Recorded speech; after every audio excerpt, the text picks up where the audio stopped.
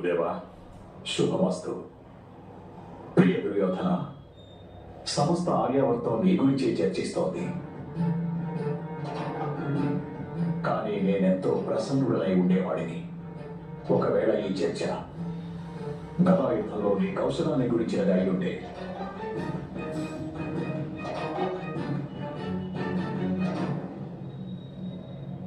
ప్రణామాలు గాంధార రాజా. ప్రణామాలు బలరామ మహాశయ. స్వాగతం. వాసుదేవ,